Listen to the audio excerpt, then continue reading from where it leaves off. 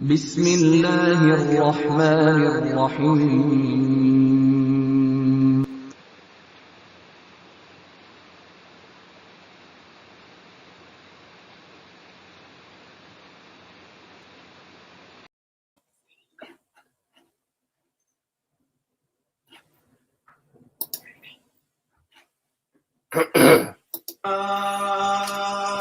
Allahu Akbar, Allahu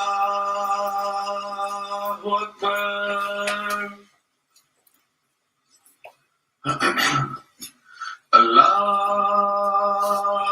Allahu Akbar, Allahu Akbar. Ashhadu an la ilaha illallah.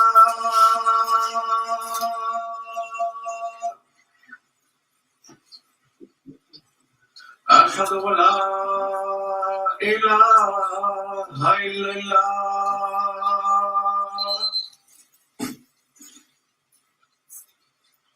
Ashhadu anna Muhammadar Rasulullah.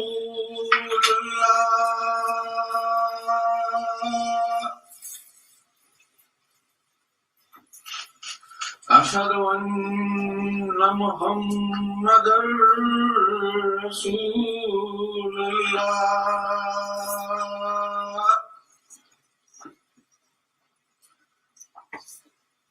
Hayya ala salah.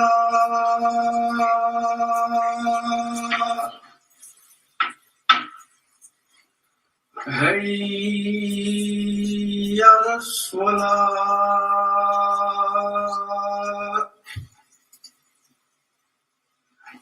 Hayya ala falah.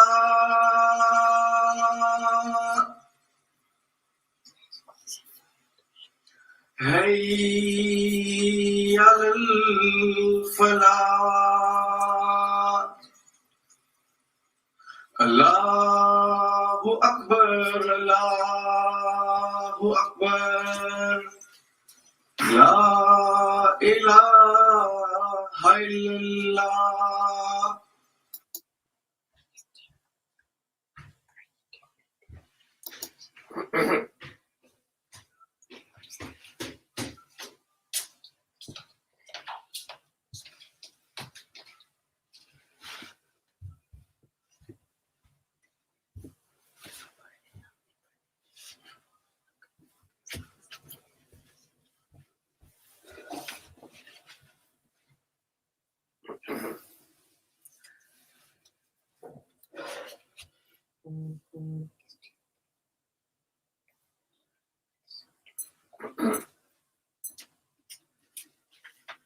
أشهد أن لا إله إلا الله وحده لا شريك له وأشهد أن محمدا عبده ورسوله.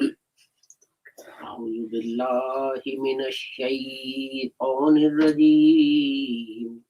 بسم الله الرحمن الرحيم. The first verse I'm going to recite is from chapter 4, verse 79. ما أصابك من حسنة فمن الله وما أصابك من سيئة فمن نفسك وأرسلناك للناس رسولا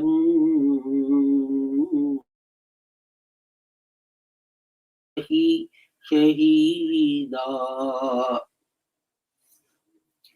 And its English translation is, O people, whatever good befalls you, it is from Allah. And whatever misfortune befalls you, it is from yourself. And we have sent you, O Prophet, to humanity as a messenger. And Allah is sufficient as a witness. The next verse is from chapter 34, verse 28. وَمَا أَرْسَلْنَاكَ إِلَّا كَافَّةً لِلنَّاسِ بَشِيرًا وَنَذِيرًا وَلَكِنَّ أَكْثَرَ النَّاسِ لَا يَعْلَمُونَ. And we have not sent you except as a bearer of good news and as a warner to all humanity. But most people do not know. And the last one is from chapter 49, verse 13. Ya ayyuhan nasu inna khalaqnakum min zakarin wa untha wa ja'alnakum shu'uban wa qaba'ila lata'arafu inna akramakum 'indallahi atqakum innallaha alimun khabir. O mankind, surely we have created you from a male and a female, and then made tribes and families so that you may know each other. Surely the noblest of you with Allah is the most dutiful of you. Surely Allah is knowing and aware.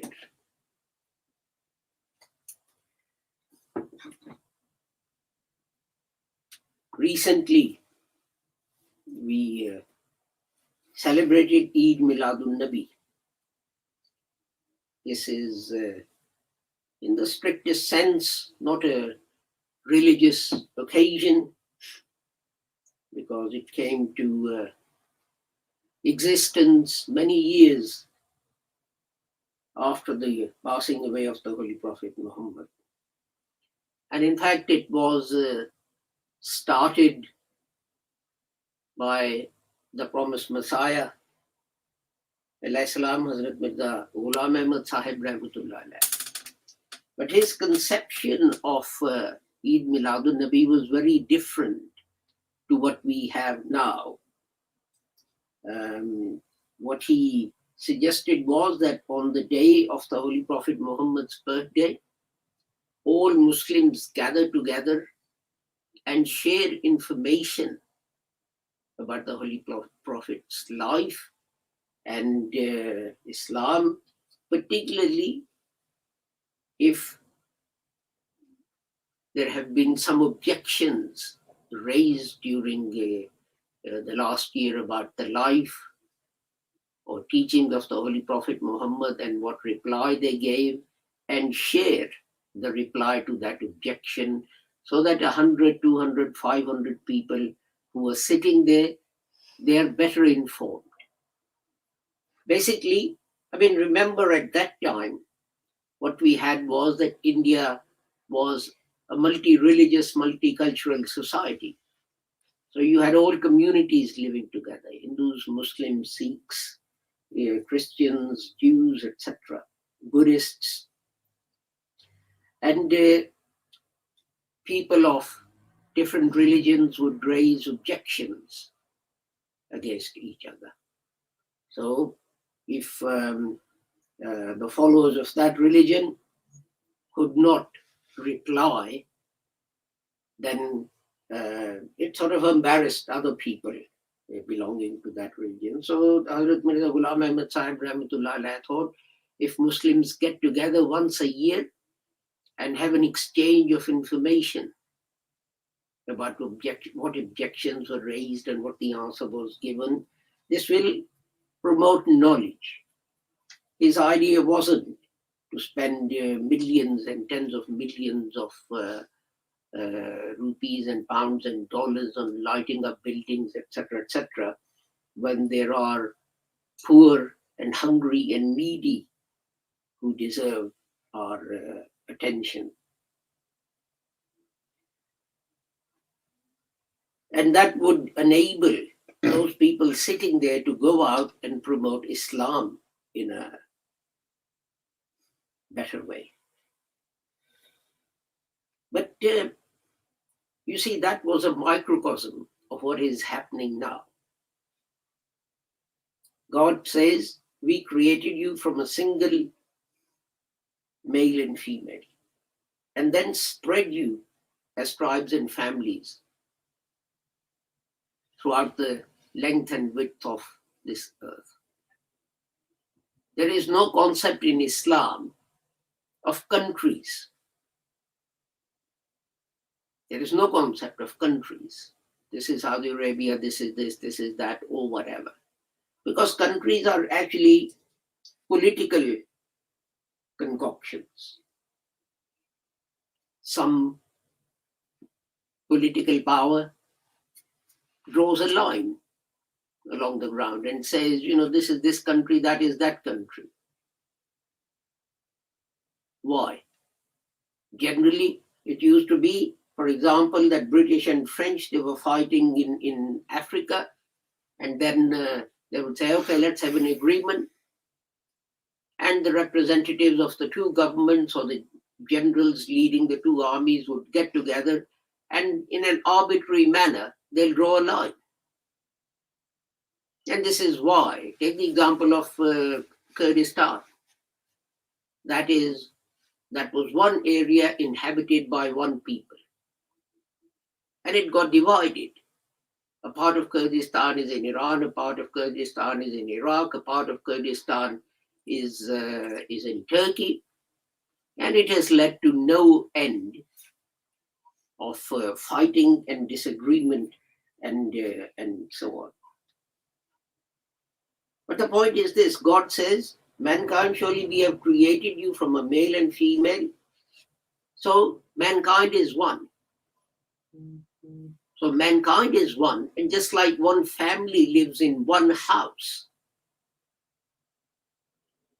then the whole of mankind, regardless of their religion or their color or their whatever, this is our house. This earth belongs to all of us.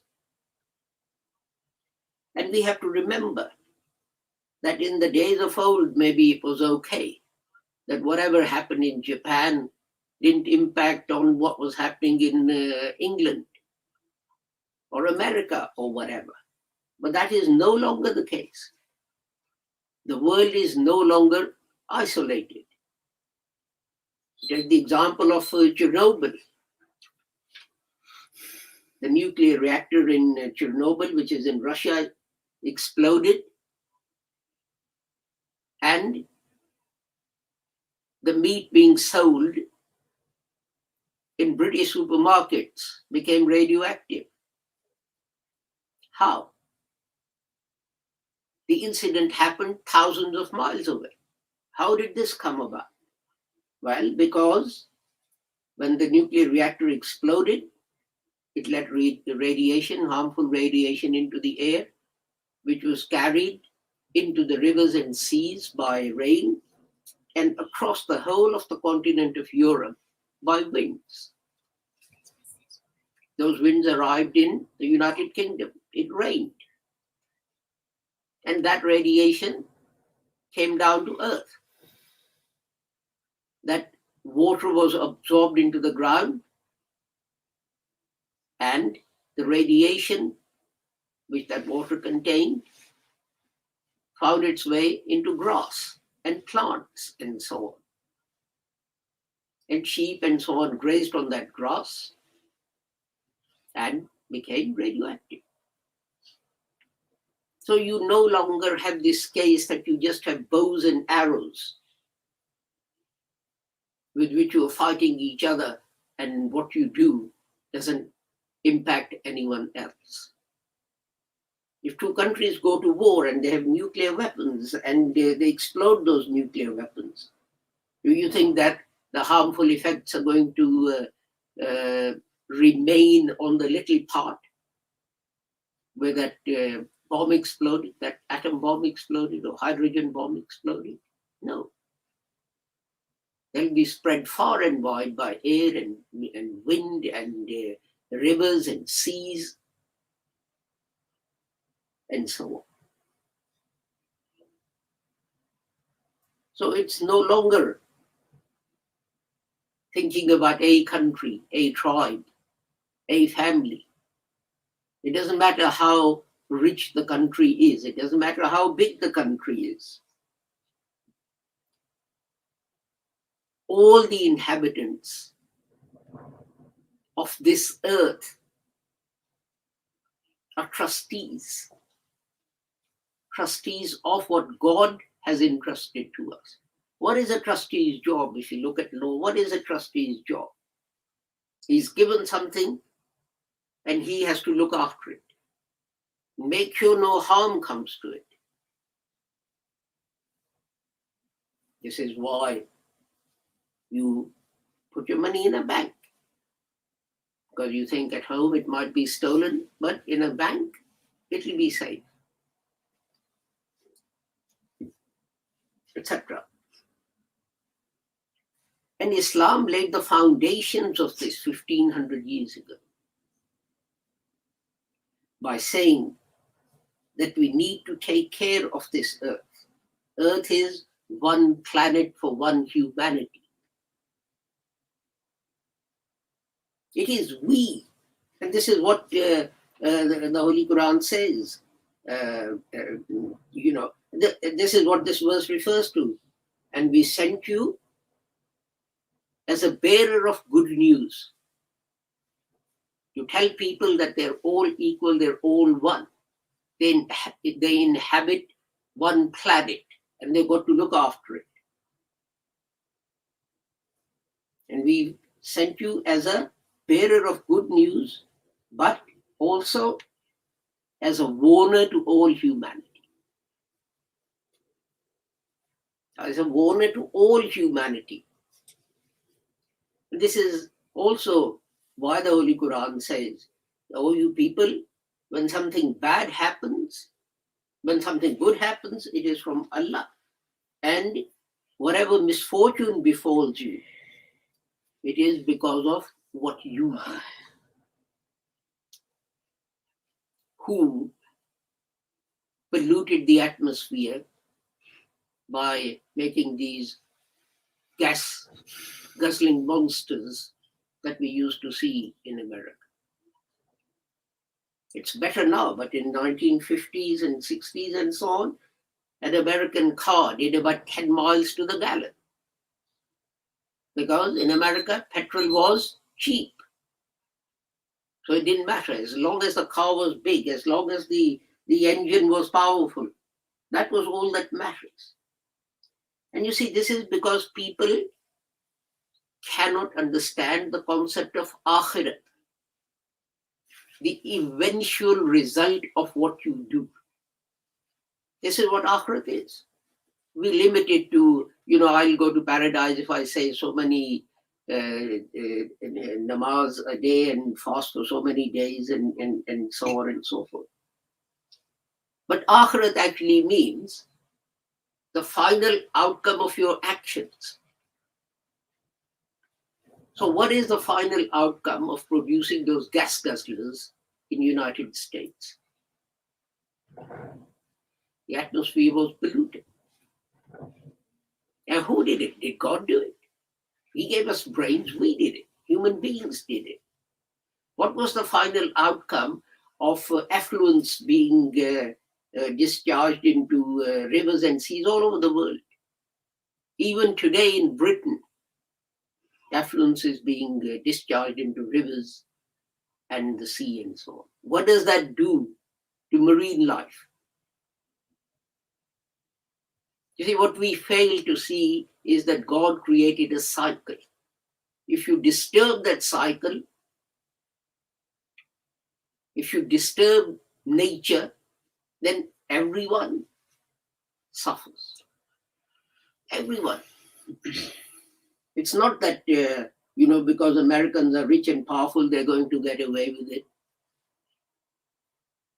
Or some other country because, or Saudi Arabia will get away with it because the Holy Prophet Muhammad sallallahu alaihi wasallam was born there. It doesn't work like that. The consequences of our actions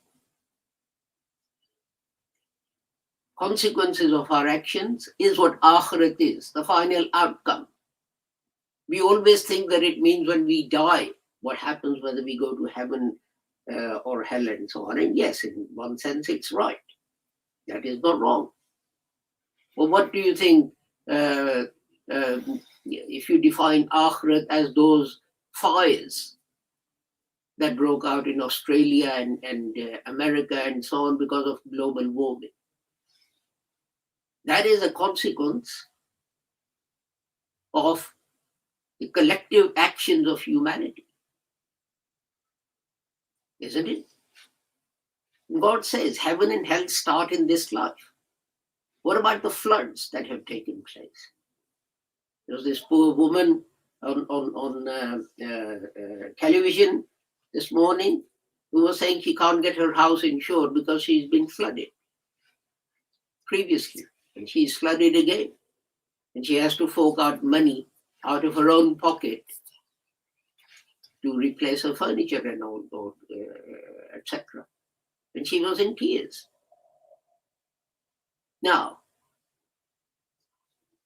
what is happening in China, burning of fossil fuels, which discharges CO2 into the atmosphere, which led to the flood that flooded that lady's house in Scotland, or northern England, or wherever it was. And this is what this verse of the Holy Quran is pointing to. O mankind, O humanity, you are a single nation. You are one nation. You're one ummah. And the Holy Prophet said this. Remember last week or the week before, I read out to you some of the conditions of the Constitution of Medina that the Holy Prophet drafted, and all the people living there, they signed it. An important condition was, he said, the Ummah constitutes everyone living in this area, in Medina. Because of development of science and technology, that Ummah has expanded. The Ummah constitutes the whole humanity, not just Muslims or some other religion or some other nationality and so on. We are all in it together. You know, in this street, we have Muslims and Christians and Hindus and so on, and the other faiths living together. God forbid, if it's flooded, do you think flood water is going to knock on the door and say, excuse me, are you a Muslim? Oh, that's fine. I'm not going to flood your house. I'll nip along to the next guy's house, knock on the door. Who are you? Oh, I'm Roger. And, well, I'm the vicar of the local church. Oh, well, yes, I'm going to flood your house. And then the water goes along to next door. Who are you? Oh, we are Hindus. Oh, that's okay. I'll flood you. And then the next one. Oh, we are Muslims. Oh, that's okay. Your house is safe. I'm not going to come in. Is this how floods behave? Or do they take away everything that is in their path, regardless of who it belongs to? And this is what we forget. We are fighting about tiny little, and in the long run, in the consequence, immaterial and even pathetic little advantages. But what we forget is akhirat.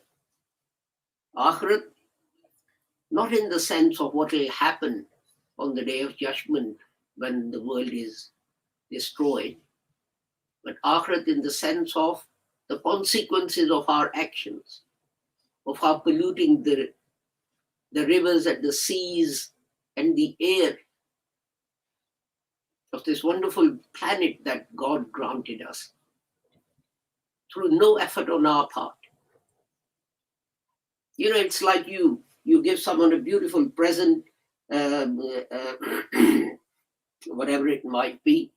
The next time you go around to their house, you see it's on the floor and there's rubbish all around it. And someone wants to get by, so they kick it to one side with their foot because it's in the way. What is going to be your reaction? Are you going to give that person a nice present on the next occasion? Or are you going to say, this person is ungrateful and I'm not going to give them a present, or if I do give them a present, it's not going to be such a nice present? If you're going to do that, why should God act any differently from what you do? Why do you expect God to act any differently?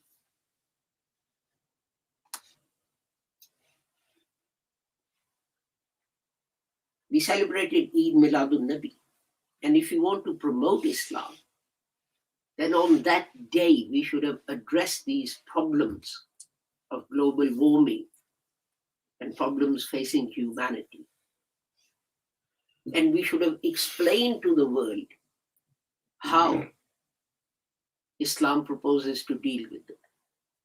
This is the only way that we'll promote and propagate Islam. It is not by having riots in the streets and demanding that ambassador of this country or that country is recalled because some idiot in his country wrote an article that upset us or drew some sketch that upset us. That's not the way to promote Islam. Do please celebrate Eid Miladun Nabi. But do you think, let me ask this question. You spend, I don't know, 30 billion pounds on lighting up buildings. And there are people who are going hungry, who are going without education. And you are holding poetry competitions about who's written the best poem eulogizing the Holy Prophet Muhammad. Do you think the Holy Prophet Muhammad sallallahu alaihi wasallam will be pleased by that?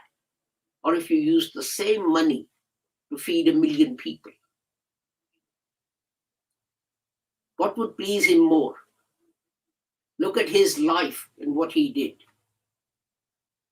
Even when he ruled Arabia, he hardly had anything to eat in the house. He slept on a bare bed. And when he would get up, there would be marks on his holy back through lying on the rope that was made of palm tree branches and so on. Did he ever ask you to celebrate his birthday in this, well, let's say negative way? No, he didn't. Celebrate his birthday, but please do it in a way that sends a positive message about Islam to the rest of the world. Barakallahu lana wa lakum fil Qur'anil azim wa nafana wa iyyakum bil ayati wa zikril hakim innahu ta'ala jawadun karimun malikun barrufur rahim.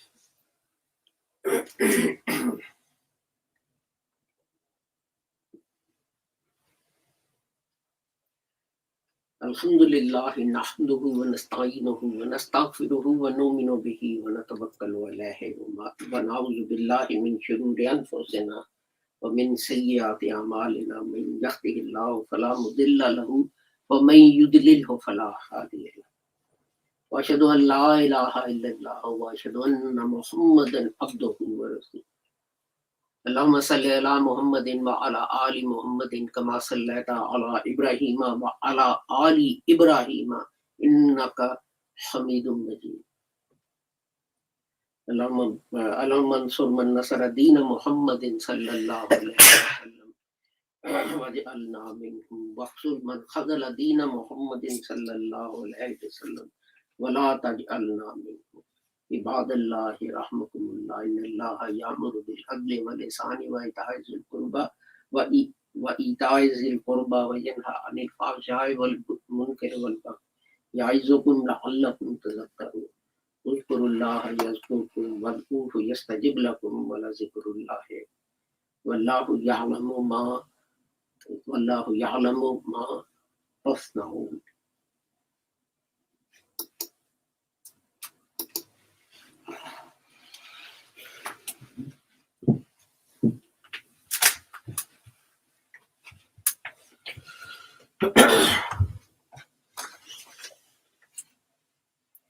Stand up here next in a straight row.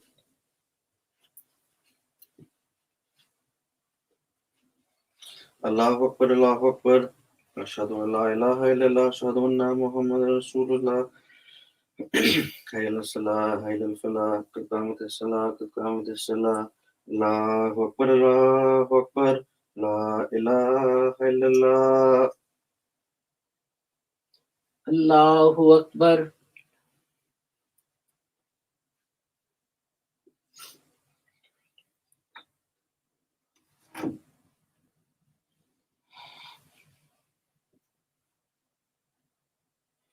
Alhamdulillahi Rabbil Alameen Ar-Rahmanir Rahim Maliki Yawmiddin Iyyaka na'budu wa iyyaka nasta'in Ihdinas siratal mustaqim صراط الذين أنعمت عليهم غير المغضوب عليهم ولا الضالين.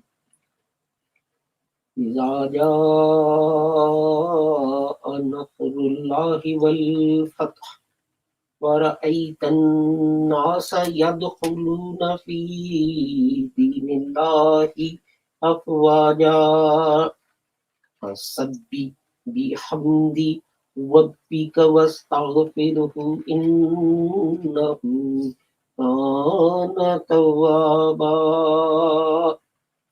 الله أكبر.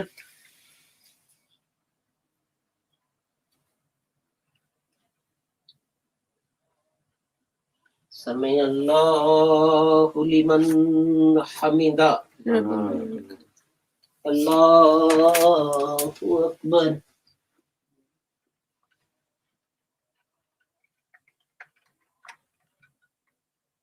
الله أكبر.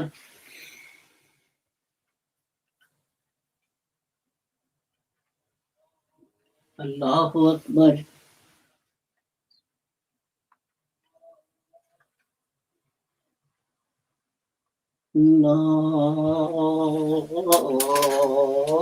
الله أكبر.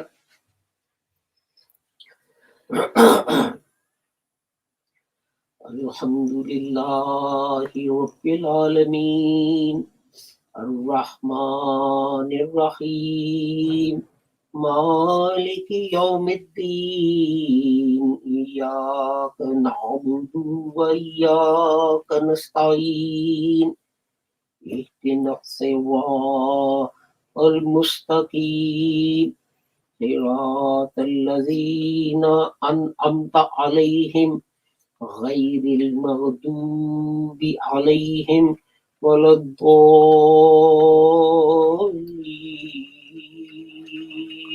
آمين. قل هو الله أحد الله الصمد لم يلد ولم يولد ولم يكن له كفوا أحد. الله أكبر.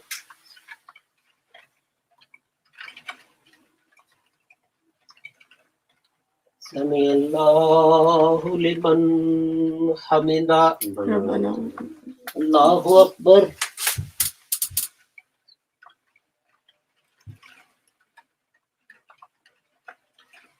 الله أكبر.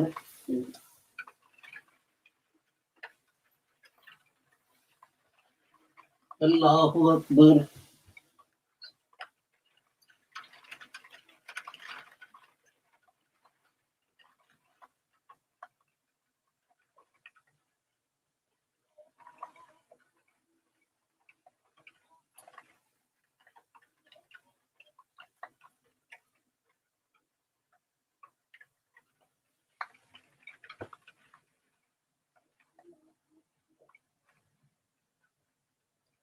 الله أكبر.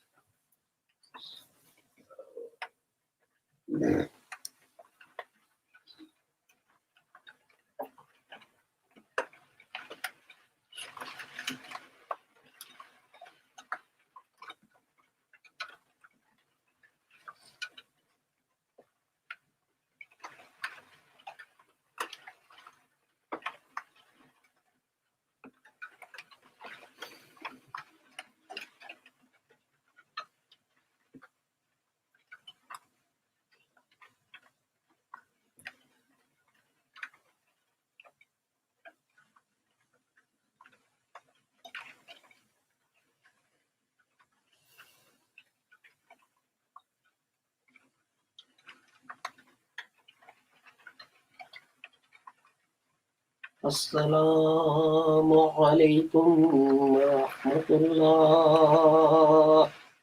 السلام عليكم ورحمة الله. أستغفر الله وأستغفر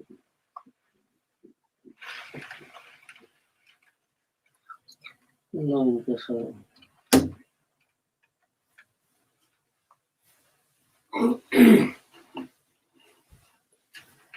I forgot to announce that the mother-in-law of Dr. Robert Bippert, who is the president of our Jamaat in Suriname, has passed away. So we will say the funeral prayers for her. This is fourth of these. You start off in the normal way, and then you have after the first Allah, and then the first of the, and then you recite down to you recite the Fatiha, down to Fatiha. And then after the second one, you announce the room, and then after the third one, you say the funeral prayer either in Arabic or you can just say it in your own language, and you can include in that your elders and people who's left as well. And then after the fourth, the prayer ends. Allahu Akbar.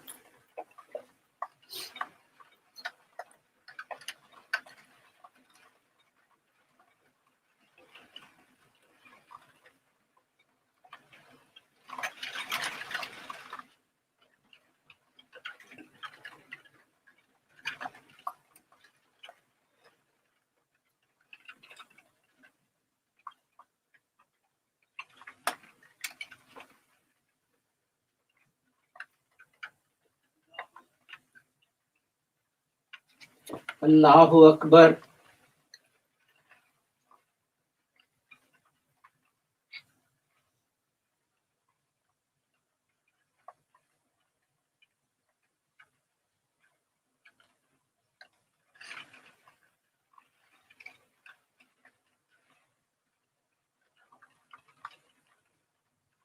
Allahu Akbar.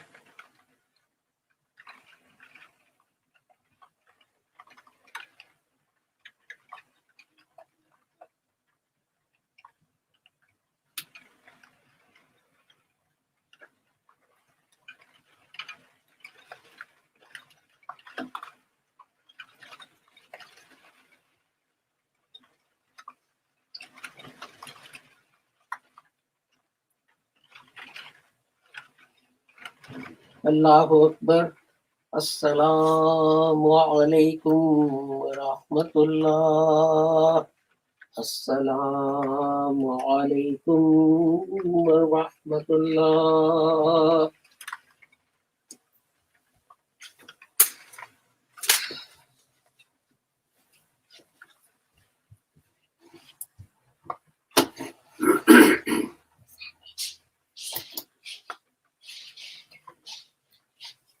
This is the conclusion of our Friday service.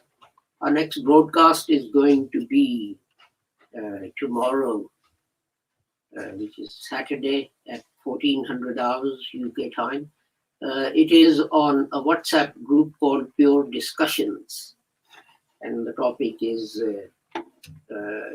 how Sharia is being implemented in the West. And then after that, of course, inshallah, on Monday, we'll continue with our series, Tadabburul Quran and Reflections in the Holy Quran. If you have any suggestions or comments, we welcome them. In the meantime, the prayer that whoever you are and wherever you may be, may Allah keep the whole of humanity safe and sound and free from harm. Assalamu alaikum, Khuda Hafiz, and goodbye.